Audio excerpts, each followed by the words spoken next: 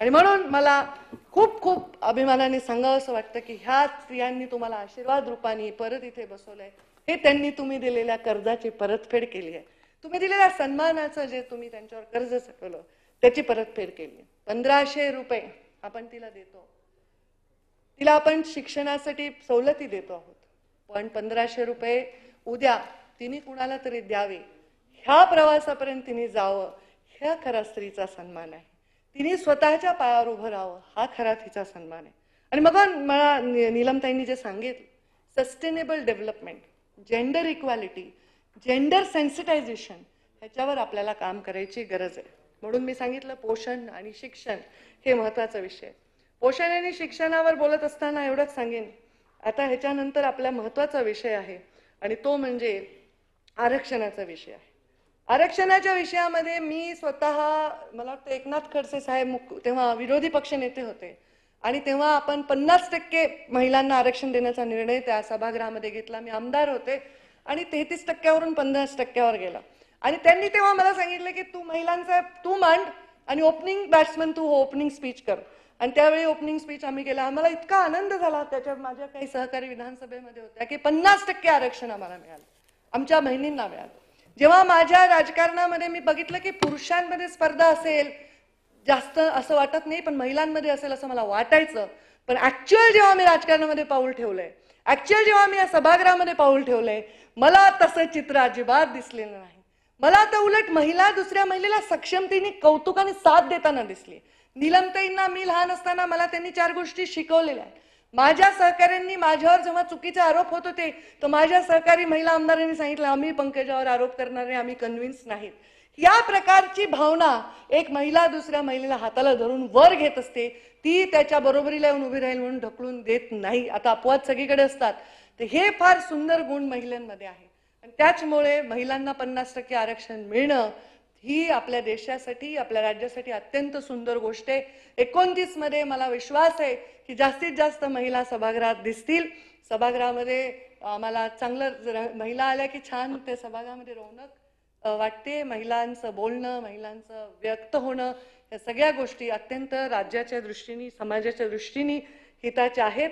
त्यामुळे त्यांना किती अडचण, किती त्यांच्या समोर झाली, त्यांना कितीही थांबवलं तरी त्या उभ्या राहतात. हे आरक्षणाच्या माध्यमातून दिसतं. आणि शेवटचा मुद्दा सांगेन तो संरक्षणाचा.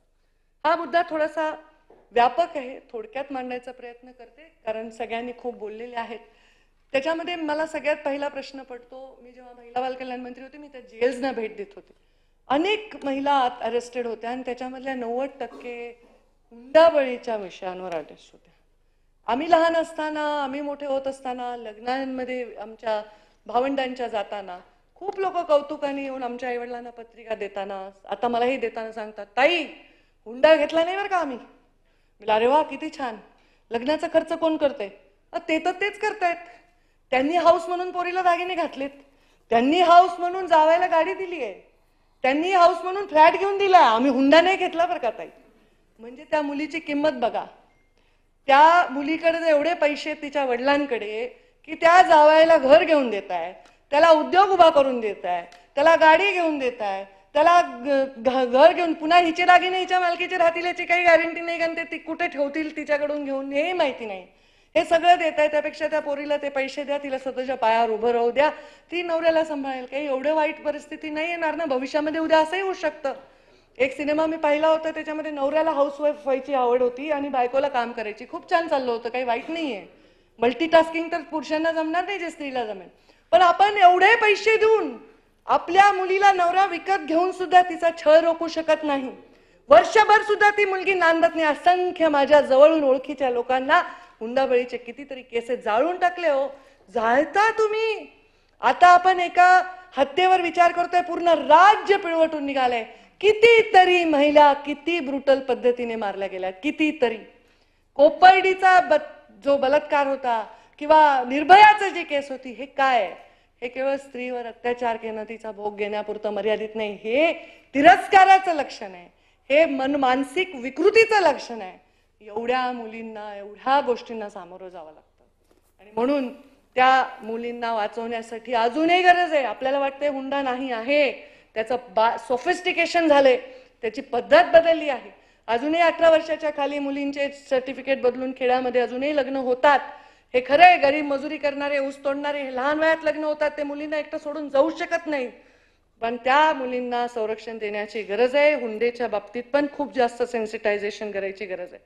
आता सगळ्यांनी स्त्रीना विनयभंग, अत्याचार, बलात्कारावर बोलले. गंभीर विषय आहे, अत्यंत गंभीर.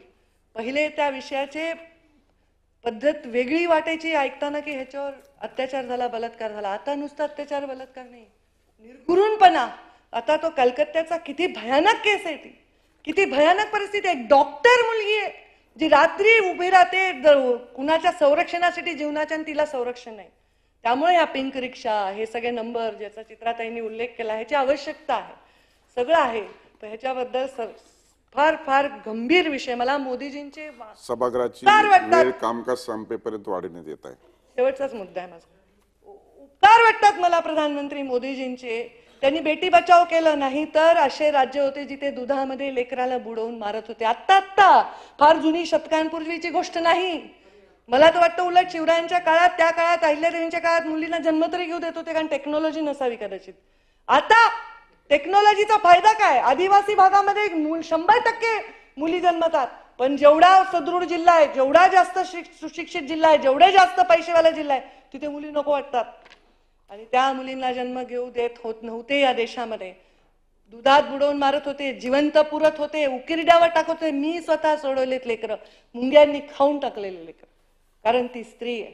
मला रेल्वेच्या बर्थमध्ये एक बाळ सापडलं, 1 दिवसाचं बाळ, चांगलं श्रीमंत घरचं असावं, पूर्ण बास्केटमध्ये दुधाची बाटली बिटली तलम कपड्यांमध्ये गुंडाळून ठेवलेलं होतं. ती मला सापडली. ती भाग्यश्री नाव मी तिचं ठेवलं, तिला ठेवलं तिकडे आश्रमात, म्हणून माझी कन्या भाग्यश्री हे मी त्या योजनेला नाव दिलं. ही परिस्थिती काय फार जुनी नाही आहे, ही फार जुनी परिस्थिती नाही. ह्याच्यावर खूप कडक कायदे आणायची गरज आहे. आपण खूप पैसे दिले, खूप योजना केल्या, खूप विकास केल्या, आणि स्त्रीचं संरक्षण होतंय असं दिसत नाही, हे मात्र खरं आहे. आणि हे फक्त आपल्या देशात नाही, सगळीकडे ही परिस्थिती. स्त्रीकडे बघण्याचा दृष्टिकोन, गुन्ह्यांमधली क्रूरता आणि अघोरीपणा वाढत चाललेला आहे. ह्याच्यावर मला वाटतं आपल्या शालेय शिक्षणातच बदल केले पाहिजे. मी पर्यावरण मंत्री, मला वाटतं पर्यावरणाचे पण कोर्सेस शाळेपासून शिकवले पाहिजे, स्वच्छता शाळेपासून शिकवली पाहिजे, नैतिक जबाबदारी शाळेपासून शिकवली पाहिजे. स्त्री जशी ग्रेट आहे, पण तिच्या मुलावर जेव्हा येतं ना, तेव्हा ती काही ग्रेट राहत नाही. तिच्या मुलांनी बलात्कार केला तरी त्याला वाचवावं वाटतं, त्यांनी निर्घृण हत्या केली तरी तिला वाचवावं लागतं. हे नाही केलं पाहिजे. ह्या देशातल्या आयांनी अशा मुलांना मनावर दगड ठेवून त्याला बिलकुलच डिसोन केलं पाहिजे. ही परिस्थिती आहे. कारण ते जे आहेत ते म्हणजे आजकालच्या जगात, कलियुगात कदाचित राक्षस या रूपात वावरत असावे, जे अशा प्रकारचे प्रयत्न करतात. आता जालन्यामध्ये कालच उपमुख्यमंत्री महोदयांनी सांगितलं, बीडची घटना तर सगळ्या जे राज्याला माहिती आहे किती वाईट परिस्थिती झाली, पण जालन्यामध्ये काल एका मुलाला सळईने किती भयानक पद्धतीने मारलं, पुन्हा व्हिडिओ काढतात. इतके विकृत झालेत लोक. आणि हे सगळे गुन्हे पण संस्कार आणि बऱ्यापैकी काहीतरी ह्याच्यामध्ये संस्कार आणि धाक, शासनाचा धाक. मोदीजींचे आभार याच्यासाठी मानायचे की अल्पवयीन मुलीवर निर्घृण अत्याचार, बलात्कार करणाऱ्यांना देहदंडाची शिक्षा करण्याचा निर्णय मोदींनी घेतला, आणि त्याच्यामुळे ह्याच्यावर कंट्रोल आणण्यामध्ये आपल्याला नक्कीच यश येईल असं मला वाटतं.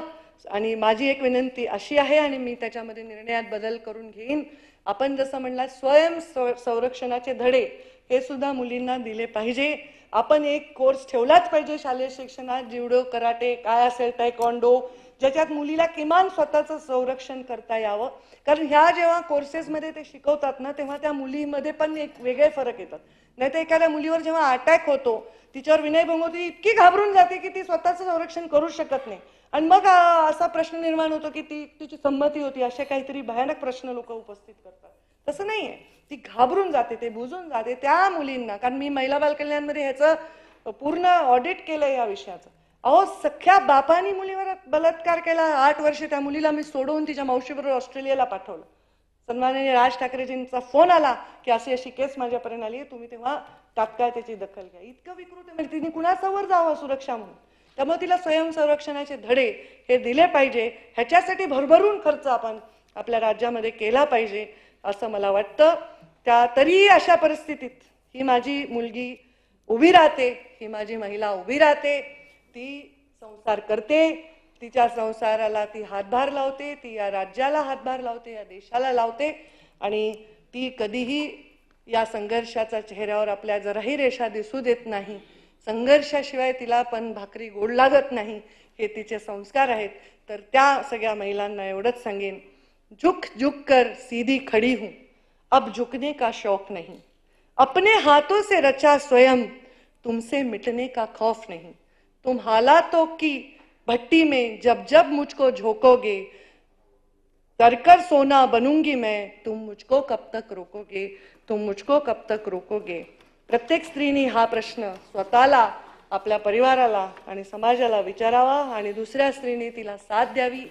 तिने तिचं चारित्र्य हनन करू नये, तिने तिच्याविषयी वाईट टिप्पणी करू नये, तिने तिची साथ द्यावी. नक्कीच चांगले स्त्रियांसाठी दिवस येतील आणि लाडके भाऊ तर आहेच आहेत, जे नेहमीच स्त्रियांसाठी चांगल्या योजना आणि चांगलं संरक्षण द्यायचा प्रयत्न करतायत. दादांची पण खूप तळमळ आहे. चांगल्या योजनांविषयी आम्ही आता चर्चा करत होतो, वॅक्सिनच्या मुद्द्यावर चर्चा करत होतो. तर नक्कीच याच्यामध्ये फरक पडेल असं मला वाटतं. आपल्या सर्वांच्या योजना किंवा सूचना याचा समावेश करायचा प्रयत्न केला भाषणामध्ये आणि आपण वेळोवेळी करत राहा. त्यांचं आपण नक्कीच या राज्याच्या मंत्रिमंडळातून न्याय देण्याचा प्रयत्न करू. धन्यवाद.